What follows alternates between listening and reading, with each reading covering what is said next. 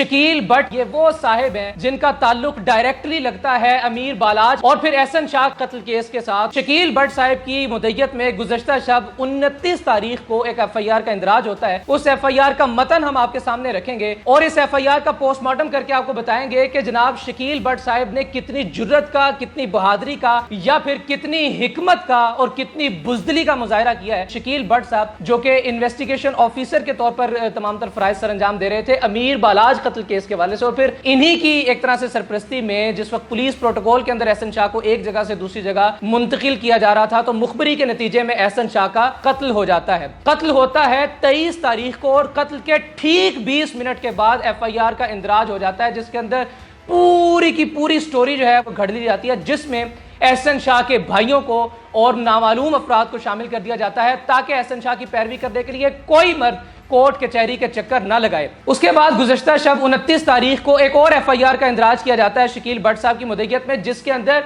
एहसन शाह की बीवी को भी शामिल तफ्तीश कर लिया जाता है, क्योंकि पिछले कुछ दिनों से हम सोशल मीडिया पर देख रहे हैं कि चूंकि एहसन शाह की वकालत के लिए बीवी के बयान जो हैं वो बहुत ज्यादा मंजर आम पर आ रहे हैं, तो एक ऑडियो लीक होती है और फिर उस ऑडियो के लीक होने के बाद FIR का इंदराज करवा दिया जाता है। इस FIR के अंदर एक लाइन बहुत ज्यादा गौर तलब है। जनाब शकील बट साहब लिखते हैं, बखिदमत जनाब SHO साहब थाना इचला लाहौर, गुजारिश है कि मैं organise crime unit Iqbal Town में बतौर सब इंस्पेक्टर अपने फराइज सर अंजाम दे रहा हूँ। मैं अपने कमरा तफ्तीश में बैठा हुआ था तकरीबन दिन 12 बजे, जिस वक्त मैं समा टीवी देख रहा होता हूँ और समा टीवी पर खबर चलती है कि एहसन शाह अपनी बीवी से कह रहे हैं कि वो जेल से बहुत जल्द रिहा हो जाएंगे और उसके वालिद और अपने बॉस को एक तोहफा भिजवाएंगे। अब ये वजाहत यहाँ पर जरूरी है कि एहसन शाह का जो ससुर है वो शकील बट का एक दोस्त है। जो शकील बट साहब हैं उनके कत्ल के बारे में यहाँ पर गुफ्तगू की जा रही है एहसन शाह और उसकी बीवी के दरमियान। इसके बाद मजीद आगे चल के इस FIR में लिखते हैं कि मुझे मुख्तलिफ जराए से कत्ल की धमकियां दी जा रही थी। इस सिलसिले में तीफी बट वगैरह ने एहसन शाह और उसकी बीवी के जरिए से मेरे कत्ल की मनसूबाबंदी करवाई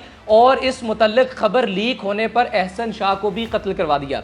यानी जनाब इज्जत माब शकील बट साहब ने अपनी इस FIR के मतन में एक बहुत हाई प्रोफाइल केस की तमाम गुत्थियां सुलझाने के बाद उन्होंने इस केस का नतीजा लोगों के सामने रख दिया है कि एहसन शाह को कत्ल किसने करवाया था। उन्होंने अपनी इस FIR के मतन की इस लाइन में बहुत प्रोमिनेंटली ये बता दिया है कि इस बात के मंजर आम पर आ जाने के बाद एहसन शाह को कत्ल करवा दिया तीफी बट वगैरह ने। अब ये वजाहत बहुत जरूरी है कि एहसन शाह का कत्ल हो रहा है 23 तारीख को। शकील बट साहब जो है वो 29 तारीख को कत्ल के 5 से 6 दिन के बाद बैठकर समा न्यूज देख रहे हैं और उस वक्त उन्हें इस बात का इल्म होता है कि ये वीडियो वायरल हो चुकी है। लेकिन वीडियो वायरल होने वाला बंदा 5 दिन पहले कत्ल हो जाता है और कत्ल के ठीक 20 मिनट बाद एक बहुत बड़ी और बहुत उम्दा स्टोरी के साथ एक FIR भी मंजरे पर आ जाती है। बहरहाल ये एक तज्जिया है। अब इस FIR के अंदर जिन दफात का इंदराज करवाया गया है वो भी इंतहाई गौर तलब है। एक की गई है 506/B पाकिस्तान पिनल कोड। ये FIR है धमकी देने की, जिसके अंदर आप किसी भी मुलजिम को